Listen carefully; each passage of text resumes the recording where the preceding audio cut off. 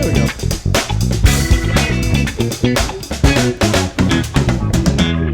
Hey, welcome back, everybody. This is Doc T and Dr. Deonson over here. Hello. We're going to finish up part 2 of the last podcast that we did. Mm-hmm. I feel like I'm yelling in here, right? A little bit. I'll drop you down a little bit. No, that's okay. I don't mind yelling. Okay. I like to be heard.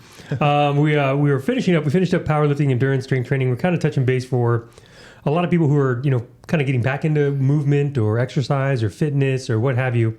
And oftentimes we run into this conundrum on what should I do first. And we end up doing I think the most common thing I hear is let's go run. Mm-hmm. Nobody says let's go powerlift. No. Yeah, that's not like the first thing that comes to mind, unless you are a power lifter or some experience. Hangs out with powerlifters. Yeah, I mean, I did some Olympic lifting. By no means an Olympic lifter, but did some Olympic lifting, and I miss it. So sometimes I'm like, let's do some snatch, and just, you forget how complex it is until after, and you're like, why did I do that? But anyway, so we're going to finish up with basically the functional side of training, and then we got some circuit training. So functional side of training, the kind of the do's and don'ts. So my biggest pet peeve, you're going to love this, is a Bosu ball. Yeah. There's nothing functional about a Bosu ball. Mm-hmm.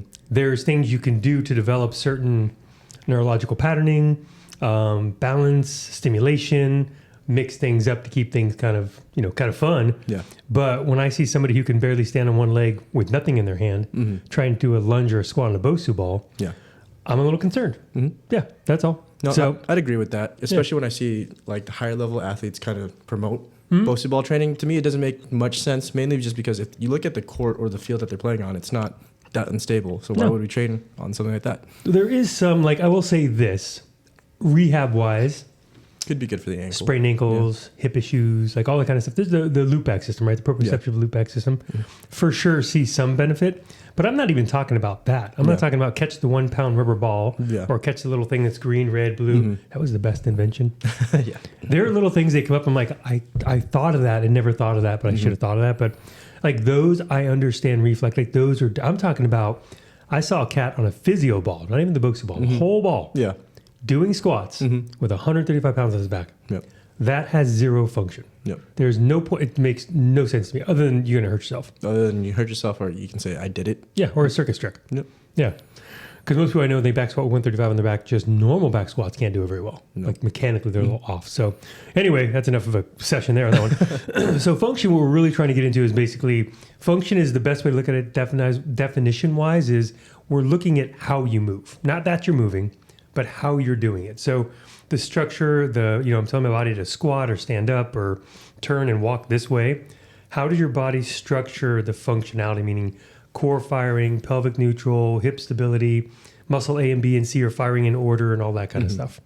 And after an injury, it's very funny. I just had a new patient half an hour ago, and we were talking about this. Mm-hmm. So college level soccer player had a little, I think he said a knee surgery, a scope. We were talking about so many things. I kind of laughed. I'm like, well, what did he have done? I wonder. I forgot to ask that because once I hear scope, I know left knee's a problem. Mm-hmm. So I don't really matter if it's meniscus, ACL, PCL, doesn't matter. It's just matter okay, we have an issue there. But the point of it was we got to talking about how he tweaked his back playing golf. And I was like, oh, you have a knee pathology from 20 years ago.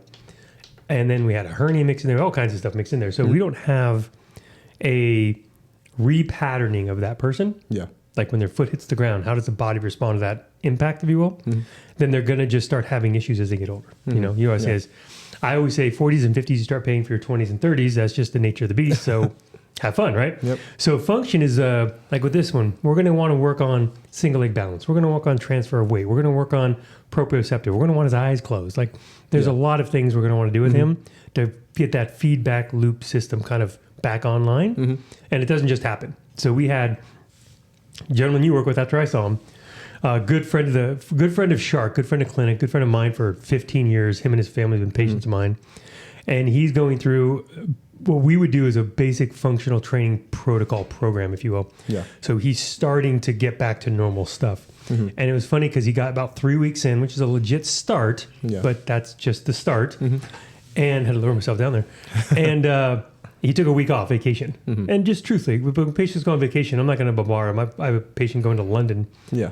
I gave him 2 things to do. Mm-hmm. Just do these 2. Yeah. That's it. Enjoy yourself. Because we're like, oh no, I'm going to go do it. It's like, no, you're not.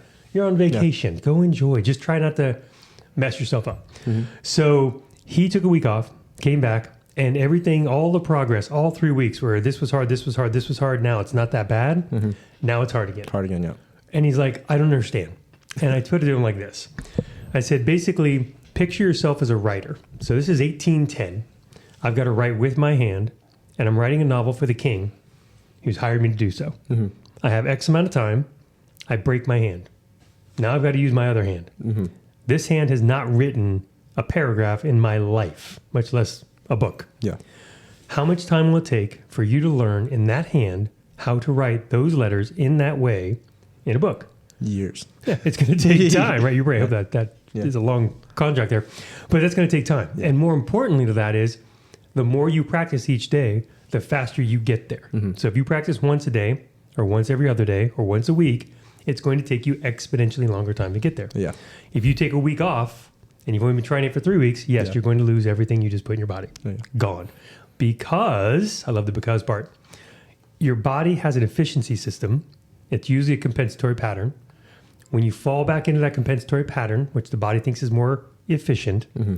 it grabs onto it, and that's how you move again. Mm-hmm. That's it. It's not much more complicated than that. Yeah.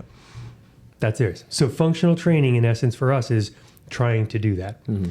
Now, people say, well, I see this athlete doing that, and I saw Derrick Henry flip a fridge, and I was like, that's great. He's also... fridges. You bring up fridges. Yeah, I see it so much. In my, not powerlifting, but these strongman competitions. Yeah. No, we didn't have like atlases and these cool, we had like kegs and fridges, and that was what they did. And then they got the atlas balls. And, those things are cool too. I have a buddy who has a 200-pound atlas ball in his gym. I want to try it. I'm just like, for what? Once the knees healed up, I'm going to mess around with that. That's what he told me, it's a 315-pound rehab deadlift. Crap. Going back to the point where you're saying, like, if you're like Derrick Henry, you're doing that. Yeah. What was the train of thought you were going with that? Oh, just simply, it's just like, and that's not even functional training, but it's like, you're not a pro athlete. Yeah. Yeah. I mean, you're talking about dad mm-hmm. who plays some sports here or there, mm-hmm. some pickleball, some golf, some tennis, basketball, whatever, pick up basketball, your favorite sport. Kind of. Might retire, hanging up the jersey. If you do, we should actually like frame the jersey or the t-shirt that you wore and sign it. So here's the funny part. And the date on when your career ended and why. So that one, I was just outside, so I was shirtless, so I'm just going to bring up the shoes. And the shoes are fine. Just wash the socks if they're there. So anyway, mm-hmm. you got a pro athlete mm-hmm. who is paid to play. Yeah. So part of their job is to find the best and brightest at everything. Mm-hmm. Part of their job is to train their body in just a million different positions because you never know. Yeah. Especially in a game like football, rugby, mm-hmm. where it's not just you and some other apparatus. You have other people actually hitting you too. There's contact. The contact part's different, right? Mm-hmm. Like in basketball, you saw Butler took a head over heels, landed on his back. Yep. He's done for the season now.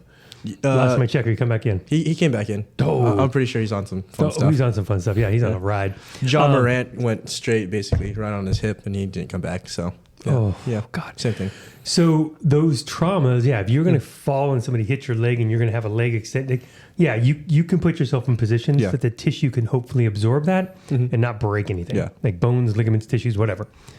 For the rest of us who are paying to play, mm-hmm. that's what we're talking about. So when we talk about function stuff, like there's really simple things. Try walking a straight line with your eyes closed. Yep. See what that looks like. I can't. Try lifting one leg 45 degrees from the other, balance on one leg, close your eyes. Mm-hmm. 30 seconds.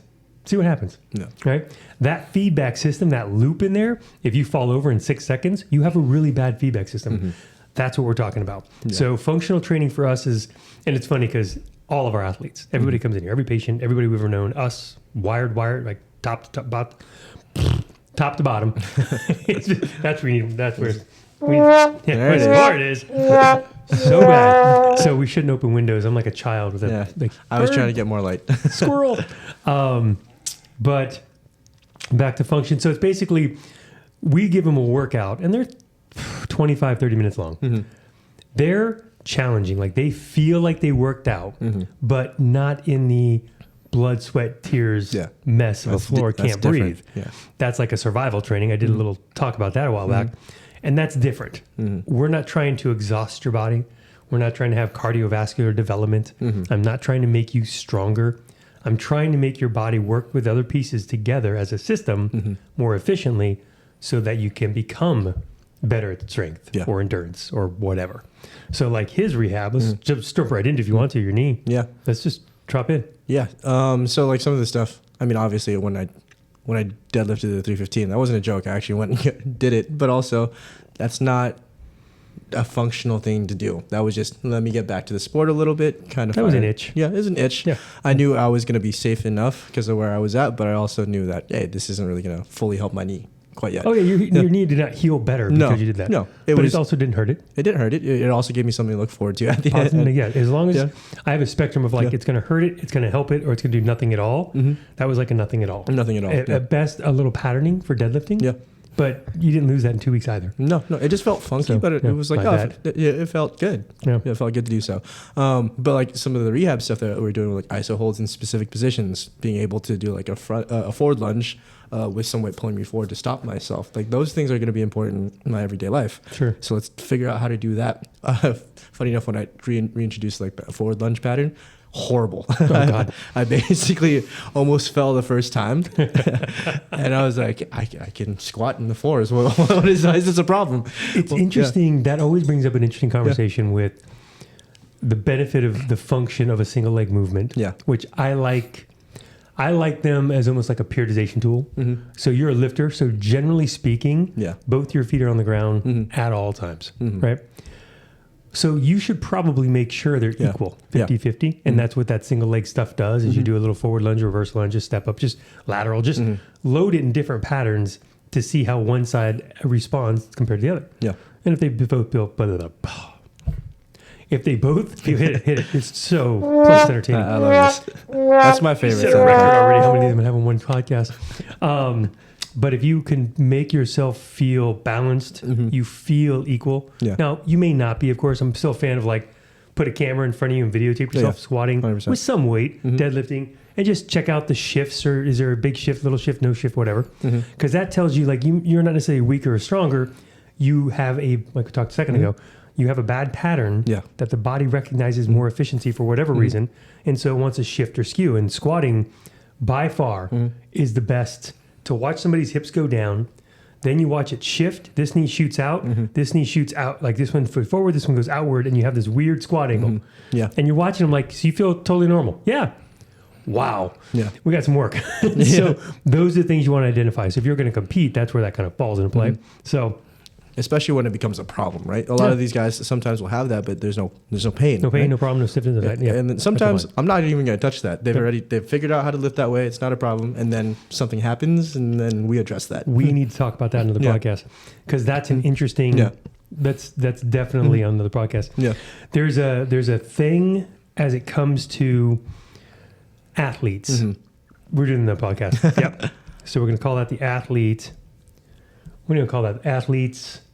I think dysfunction, out of necessity, because that is really what it comes down to. Just so you know, we had to do a different room for various reasons. So we're in here today, and there's a window to our side, big one, huge one, and I usually have the blinds because they're open, and so I'm literally like a child. Like I can't. It's okay. I try to put you on that. That's why you put that. Yeah. So. But it doesn't help me because I'm also lifting too. Yes. So anyway, to land our plane on this one. So that's what function does. And that's the functional training we're really referring to. And when we have somebody on a program, it literally is a 25-minute workout. You do feel like your body is tired. Like nobody has finished that. Yeah. And feel like I'm going to run a mile now. It's like you're done because we've attacked the nervous system in so many different directions and so many different patterns. And we put it in positions that it has to respond properly or you cannot complete the movement, which is the whole point. And then the fun part, though, is when you see them 4 or 5 weeks in, when they couldn't or really struggled, and now they're doing it perfectly. And they kind of look at you like, this is cool. I just got a new toy. Yeah. This is so great. Yeah. Yes, that's like that confirmation where you're like, good, cool. All right, 100%. Next step. Yeah. So, and then the last one we're going to talk about is your circuit training. Yeah. Now, this one, pros and cons. There are so many pros, most of them mental, and cons, most of them physical. And I will say it this way. As a guy who's been involved with, done, still does, still loves, and has a passion for CrossFit style training, I hate to just label it that way, but at 45, Orange Theory, CrossFit, basically advanced circuit training. The reason is I love blood, sweat, and tears, lying in a big old pool of it afterwards, and I can't feel my lungs, and I'm breathing metal, and I'm like, yes. Yeah. There's something about completing that the body likes. It's amazing, and that's the mental component, right? Yeah. That's where that satisfaction. And the one thing I'll say, back when I started in the CrossFit world, we didn't have a lot of barbells. Yeah. That was reserved for powerlifting, Olympic lifting, obviously, right? Yeah. That was not something we did a lot of. So I think I had a different bias to loving it in the beginning. It got a little more complicated because a barbell does complicate a lot of motions. Everything. But it was just that feeling, and then you get to compete. Yeah. And there's a workout. Like you and I could do a couple workouts together. One you're going to crush me on, and one I'm going to crush you on, right? Yep. And it's like, but that was the fun. Yeah. And the moment where I get to shine, so to speak, like I know this is my jam right here, and you just go, and it feels so good. Now, the dark side of that is most of us are not equipped to handle those type of movements, those type of patterns in that speed. So I've always been, I love the deadlift. I'm the biggest proponent of the deadlift. I do too. Except in circuit training. That's where kettlebell swings, different. Yeah. Deadlifts, that's a power lift. There's no reason in my mind, my opinion, to have high rep, high volume, high speed deadlifting. I just don't see the benefit. Back squatting, I'm kind of on the fence, same kind of thing. And here's the only reason why. This is the physical side. Most people that we work with, they don't breathe well. Yeah. They cannot separate their core musculature from the diaphragm as far as breathing goes. Yeah. So they have to contract and hold their core, or they have to hold their breath to do it. If you're doing a 20-minute all out, everything you got, blood, sweat, and tears, you can't hold your breath for 20 minutes. So if you have to hold your breath to hold your core, but you can't hold your breath for 20 minutes, then you can't hold your core. Yeah. And that's where it hits the fan. Yeah. Right? 100%. I said that well. Yeah, you did. I really was like, I love this. This is great. But you can see where the problem begins, especially if you're going to do spinal loading like back squats or deadlifts. Yeah. And if you're out of breath and you're not able to brace that core very well, you're in survival mode, survival training, you're kind of going after it. So that's like, there's the mental satisfaction, which is monumental. Yeah. I mean, that's like Amazon packages every day. You're like, woo, it's Christmas every day.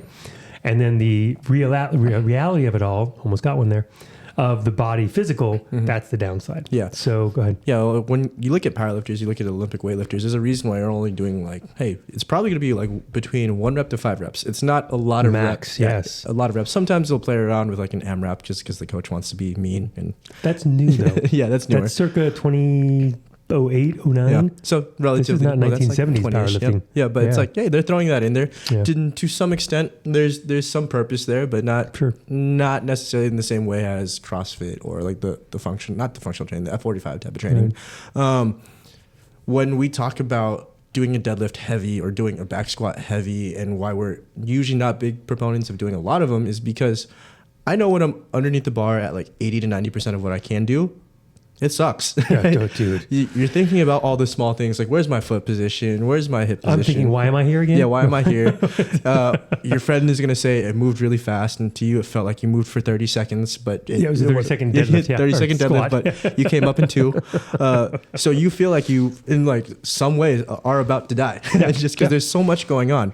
Now, when we talk about training and safety, there's so many variables we have to take care of, like how heavy is it technically, how complex, relative heavy, how heavy, how complex the motion is, what's your fatigue level at, like those things. So when you get put into like a cross training type of class where you're probably going to be very fatigued toward like the middle, toward back half of it. 5 minutes in. 5 minutes in, dude. It gets rough. Plus, you're going to do a heavier weight, maybe from like 65 to 70% of what you can do. And now you have a lot of reps of that. There's some recipe for danger in there if you aren't technically sound or your aerobic system isn't ready to take care of that. Yeah. So when we say it's dangerous, we don't necessarily talk about the motions in that way. It's more by the way, nobody said dangerous. He made that up himself. Yep. We go back to check tape. Check the tape. No one said dangerous. No dangerous. When I say we, I'm just saying everyone. So I'll give you some of my beginnings. So when I started out, I was in a personal training gym. 2 buddies of mine, Brian McKenzie and Carl Borg, my boys out there. We were all starting our businesses together simultaneously. Let's do this, guys. Let's go. So I'm in the gym and I have the benefit, true benefit, I'm not even joking, of actually watching humans fitness exercise right in front of me. Yeah. Right? It was the coolest thing.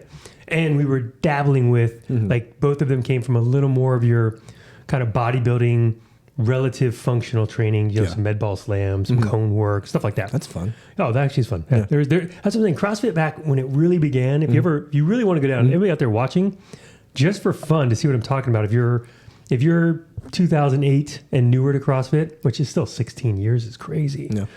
Go back to the archives and you can look them up on their website. 2002, February, March. Yeah. Go look at those workouts. Yeah, you showed me a couple times. It's pretty cool. You're just like, this looks like fun. Like it's a very, I think the one thing I also love too is you, me, and my 14-year-old son, 12-year-old son, 10-year-old daughter, my wife, your girlfriend, all can go do the same exact workout and just scale it appropriately and have a blast. And it's almost like playing golf and you have handicaps. Yeah. And it was the best time ever. That's really what it was. So those workouts were when it was like a fun thing to do. Still lacked quote unquote function because people going into it don't necessarily have it. Yeah. But the point of this podcast that we're doing right now is if I'm going to go entry level, this is where I say, check your ego at the door. Go do CrossFit. I have no problem with F45 or Theory. I have no problem with that whatsoever. But notice where you, and this is how we say it. So I'm not trying to be rude, but I have to say it the right way. Otherwise it just ruins it. When you get a movement that you suck at, right? You're doing a workout at 5 station 6, 5 movement patterns, whatever it is. And you're like, I suck at this. That's what you spend the rest of your time getting better at. Yeah. Not what you're good at. So I was great at going short periods of time, heavy power. I'm an anabolic athlete through and through. Same. You give me, like, I am riding a bike now. I did 22 minutes. Dead. Oh, dude, it's a pain in the butt. But you give me power. Like Grace is a great one for not the namesake, but one back in the day. That was like a minute, 15 seconds. Oh, that's fun. 135 over. It was the best time. Then we got into, I can't remember the name of it, but it was like a pyramid, 1 to 10. Okay. Yeah. Deadlift, power clean, bench. Okay. Deadlift 2 times your body weight. Power clean, I think it was, is bench your body weight, and power clean 3/4 your body weight, I think it was, or half your body weight. Which you can see where I run into trouble because I'm not a bench presser by any stretch. Deadlift easy, clean. But the bench, I was 195. I can't bench 190. Not 10, 1, 2, 3. It was 1 through 10. It was gnarly. Anyway, but that's like an hour-long workout. Yeah, that's long. That is not my jam. In that, doing what you do, just power. I'm going to go sit down 5 minutes, have some gum juice. That sounds amazing. What you're doing is like, in that hour, you're continually moving through the entire thing. And you think of the weight you move, it's insane. Yeah. So, land the plane. Sorry, guys. We just go on these tangents, which we enjoy. It's fun. When you're going to go do that and you're saying, okay, I'm going to sign up F45's got a special. I just got to get my butt off the sofa and get doing something. Man, do I understand that. Just walk in smart, pay attention to what you're doing. When you feel something isn't right, there's a reason. Yeah. Somebody there should help you. So if you're having a problem with just squatting, even with weight, no weight, air squats, whatever, switch to a lunge. Yeah. If you have trouble with the stability of a lunge, go halfway down. If that's still struggling you, try a step up. Just keep scaling that movement that you're not great at until you find that one that challenges you, but you can complete it. Best advice, actually, Max, good coach out there. We just touched base again. He gave me this one. We were having this discussion about this, and in the clinic setting, I say it differently, and he's saying in the Olympic lifting world setting, is the damage is done on every bad rep you have. So if you have a 8x3, so 24 reps. No. Half of those you miss. That was 12 bad reps. That's more damaging than anything else. Hey, knock it out. That's more damaging than 12 good ones. And I was like, interesting, because in my clinic, in this setting, I say, you're not older. Like, I'm older than you, but I'm not old. Yeah. It's just that I've had, how many? A lot of years. A couple decades worth of bad reps than you have. Not that you're not trying to catch me, basketball, but like I've had those reps. And those are where your knee's tweaked, right? Yeah. Your knee is now in a compromised situation. And I have to pay attention to the rehab. Have to pay attention to that, right? Because things, and this is the biggest pet peeve out there, tweak my shoulder because of the gym. I took 2 weeks off. The pain went away. Therefore, it went away and I feel fine. It never goes away. You just simply compensate. So for, to say Dr. DeAnza, for example, with his knee, he has a natural limp. Yeah, right now. Neurologically now. Even if he's like, why am I limping? It doesn't bug me to walk. Because I learned how to do it that Your brain said, I'm staying off this sucker. I didn't like it. I don't want to feel that again. And those little things are what people like us, doctors like us, find, uncover, and figure out. And saying, oh, so imagine what his deadlift, we should actually videotape your first squat. Not deadlift, squat. From when you start squatting, some point in the next 2 weeks when you squat again. did technically a couple days Well, ago. I know you did. I'm not trying to claim you didn't. Do as we say, not as we do. It wasn't a great film. It was like from a front angle, so you can't see That's much. what you want to see. But I want to see if you deviate at all. I probably did. Yeah, that's what I would videotape it, and then we'll post it up. Okay. So you can kind of see. Don't deviate on purpose, but just kind of see. Because you're a very strong guy, and I'm saying this athletically, but your range of motion is not big. Yeah. So you don't have a lot of space to deviate. Yeah. So I'd be curious what that looks like. What was funny is like we also had this discussion off camera too. Just because like my knee right now in like full flexion isn't comfortable. So it was like, let me play around with different squat positions. So I went to low bar since there's less knee flexion there. Don't love low bar, but I kind of understand. I get it, but whatever. But I just wanted to get back to squatting, just kind of feel it out. So I went to low bar. Was actually okay on the knee, but it felt so weird. I can't even imagine. Yeah. Okay, so I think we covered everything for out there. Check the first podcast out. We covered a lot of things in the first one. We covered some big ones on the second one here. The second one is that natural, like you see those gyms popping up left and right. It's a very popular way to train. We're not poo-pooing it. We're just saying be smart. Be the, what do I call this? The intellectual athlete. Go into it with your eyes open, ego check to the door, and just be aware of what you're doing. If you do kettlebell swings and your back hurts you, stop doing kettlebell swings. It's not... You're not doing it right. Like it's not supposed to hurt. So basic things like that. Deadlifting should not hurt your back. Squatting should not hurt your knees. Pull-ups should not hurt your shoulder. Push-ups should not hurt your anything. Like these are the things, your elbow. So those are the things, if you're doing it, that means your body's not it's not functioning properly. And you're not ready for it yet. Not ready for it yet. Just crawl before you walk. The biggest, if you take anything away from like these biggest two ones, when we say this is what this training is, this is what that training is we want you to try it. If you like it, keep going. Oh, heck yeah. But let's say you get to the deadlift portion of like a deadlift ladder, right? And you can't do 135 pounds without pain, but you can do like 90 without pain. It's okay to stick at 90. Yeah, or even go to 80 and just groove the pattern. Yeah, that's just completely fine. I hate saying the 315 was kind of grooving the pattern for me, but you should. I mean, kind of was. I run pro athletes, and trust me, it's like I've seen it, man. Yeah. There was a running back. I'll tell one story before we check off here on this topic. One of our athletes for the Chargers strained a hamstring. This is 4 or 5 years ago. I remember this. Pretty bad too. When I worked on him, it felt like a softball in his hamstring. Yeah. And he doesn't have long hamstrings. He's not a tall guy. He's a short, compact guy. I was like, wow. So he's about 80, 90% through his rehab, which is funny because we talked about your 315. We're walking through, so we treat in the training room, we're walking through the gym to get out to the outside. And he's in there squatting, back squatting. And we walk in as he's starting. He's got, I think what's 4 plates? 4 plates is 405. 405 on the bar. He's going up and down like he's air squatting. Just ding, ding, ding, ding, ding, ding, ding. And as we're walking through, we're there enough to see a good 4 or 5 reps. Yeah. There was not a almost no there. Strain. Yeah. It was like a warm-up set. Yep. And it's one of those realizations on a pro athlete. Yeah. And different. You realize what they do or what they can do. And you're like, yeah. Wow, that's like my 1 RM deadlift. Funny enough, before I touched the 315, I actually thought about that story. I'm like, if he could do it, I can do it. Which shouldn't be the case and stuff. Let me clarify why that should not be the case for everybody out there, in case you didn't pick up on it. He has to pay. Yeah, I have to pay. To play. This guy's paid well to play. That's his job. That's his job. Anyway, so we're going to sign out with that. So I hope you guys enjoyed this. If you have any questions, please message us.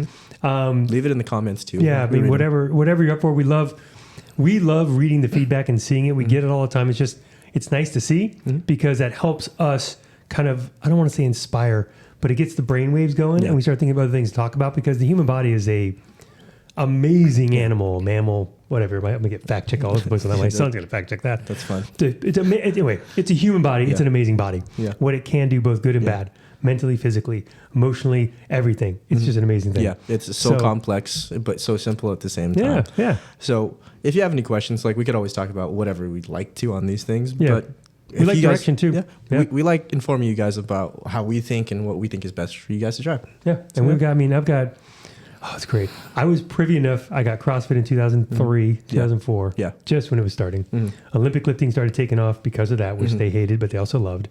Powerlifting was like a sidebar of, do you know the joke, right? Olympic lifters have the skill. Yeah. Powerlifters have this power, I think it is. The strength.